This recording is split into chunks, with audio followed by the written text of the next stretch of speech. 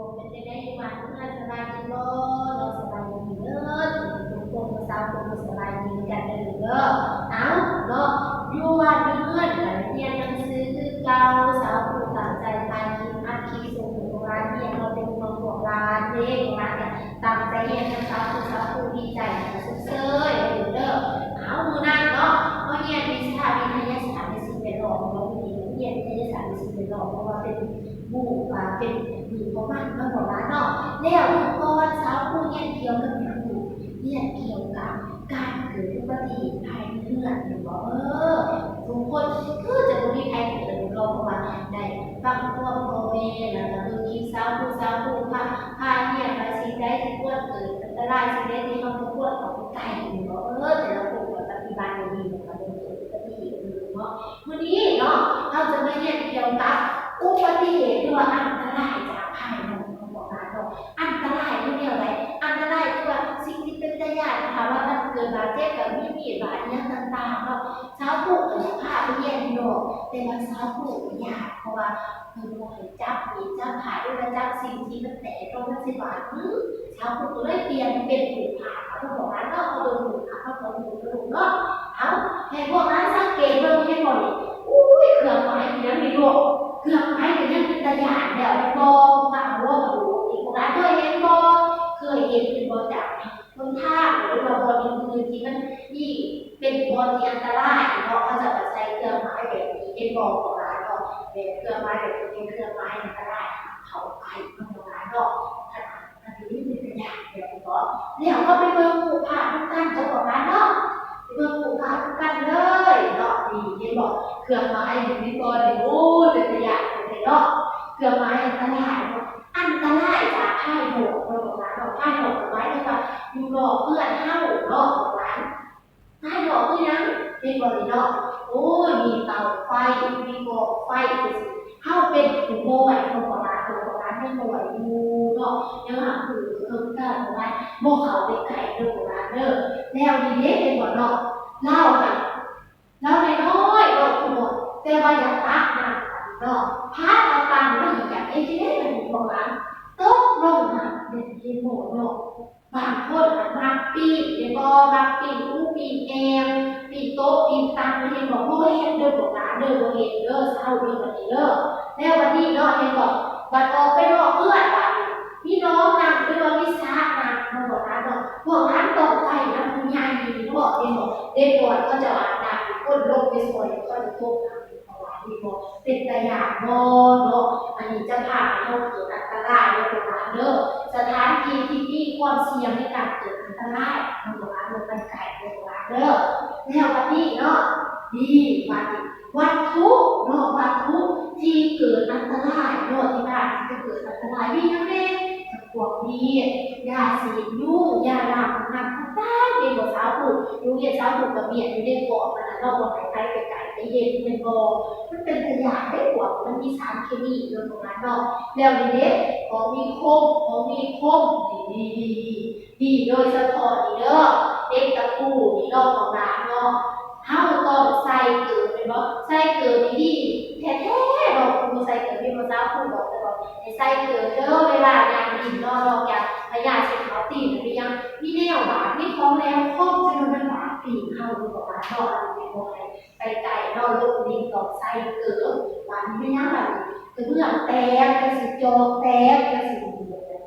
อันตรายเนาะ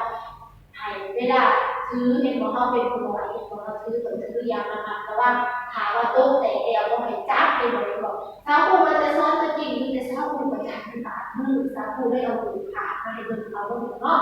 แล้ววันนี้ซักกะซีคือกันเนาะเป็นโคกในโบของร้านเนาะแล้วเนาะนี่แต่เดี๋ยวเป็นตัวอย่างเดี๋ยวมีเป็นเท่าบางคนเขาไปไกลหรือว่าไปหนีเด้อลูกเด้ออันนี้บางคนเขาไปไกลหรือไปหนีเป็นอันอันนี้เด้อสาวผู้สันหาเด้อมันจะเกิดอันตรายเนาะแล้วเนาะวัตถุเหล่านี้เนาะที่เกิดอันตรายเพื่อในจัดแบ่งออกเป็นอยู่3หมวดของร้านเนาะเพื่อในแบ่งออกเป็นอยู่3หมวดคือหมวดที่1เนาะวัตถุที่แรงคมของร้านเนาะวัตถุที่แรงคมคือว่ามันจะบาดมือเข้าของร้านเนาะก็คือจะพวกมีดนี่สิเนาะมีดหรือว่า เม็ดตะปูนอกจากนั้นมีอย่างอีกมีตัดคัตเตอร์ในของร้านมีหลายอย่างโดยเฉพาะถ้าเป็นเจียก็คือเจียเอซีคือการได้ของร้านเนาะปากมือคือการได้อันนั้นเราคงเด็กนั้นเนาะเอาไปดินเด็กเนี่ยไปดินเป็นอันขาดเลยเด้อดีแม่วัดทุกแหลมคมเนาะของร้านเนาะ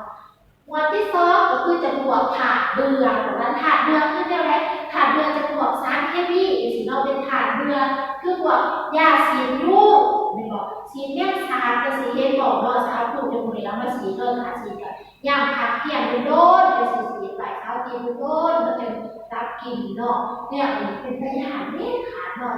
ตัวน้ำยาล้างของน้ำเป็นสีเราประมาณเราบอกเป็ดล้างน้ำยินบอกมันจะกัดตีได้หรอกยินบอกในบ้านมันจะมาหลักอย่างของน้ำเนื้อเลี้ยงเป็นถึงทางของน้ำบอกดีในวัตถุที่เป็นถาดเรือเขาเป็นพวงที่เป็นถาดเรือเนาะของร้านเนาะในพวกเขาไปไกลโดนจับเด็ดขาดเขาเป็นผู้หน่อยเด้อโดนจับเด็ดขาดแบบนี้เนาะหมวดที่สามไป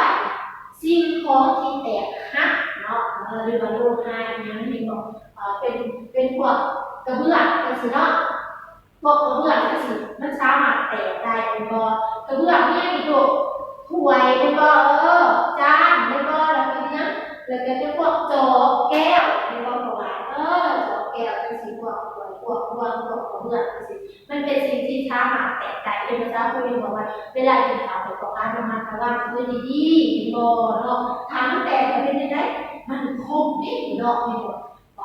โอ้ยหลายมันอันตรายหลายจะไปเขียนหนังสือโบราณโบราณเนาะมีแม่สิ่งที่เป็นอันตรายในโบราณเนาะแล้ววันนี้เนาะถามว่ายังจะเกิดอันตรายมันจะเห็นแนวไหนโบราณมันจะเห็นแนวไหนเขาจะมีวิธีป้องกันคือแนวไหนเหรอเนื่องเนาะเขาต้องบอกเขาใกล้ๆอยู่เนาะถ้าเรามีเครื่องไม้อันตรายบอกไปใกล้เด็ดขาดถามว่าวันนี้เนาะถามว่าสมมติเขาจะกินหรือว่าไปลอยน้ำเป็นสีก็ไปลอยน้ำในสวนน้ำที่ประเสริฐเนาะถ้าว่าผู้น้อยเป็นไห้ใช้ยังเป็นไห้ใช้เสียมันก็เห็นบ่เนาะมันจะเกิดอันตรายเป็นบ่เนาะแล้ววันนี้พอแล้วพวกต่างๆเนี่ยแบบนี้มันไปจับไปไก่เนี่ยค่ะเป็นของร้านเด้อเอาสำหรับวันนี้เนาะสามครูจะมาพาเนี่ยในเราก็จะของร้านเนี่ยคือเกี่ยวกับสิ่งที่จะเกิดอันตรายจากภายนอกของร้านเนาะจือบอมีอย่างแน่เนาะแล้วบอให้เขาไปไกลเด็ดขาดก็ของร้านเนาะเอาสุดท้ายอยู่บ้านเมื่อเนาะเวลาจะออกเนาะเมื่อเนาะเวลาจะลงดินต้องหายใจเกินแล้วเวลาจะขับเมืองต่อไปน้ำคอน้ำเมเดี๋ยวของร้านเลยจืออยู่บอลูกแล้วเนาะสุดท้ายเนาะเจ้าผู้ยังฝากกับร้านเนาะรักษาสุขภาพกินอาหารดีมีประโยชน์ร่างกายแข็งแรงเรื่องของร้านเด้อมือไหนเจ้าผู้จะมาพาเรียนยัง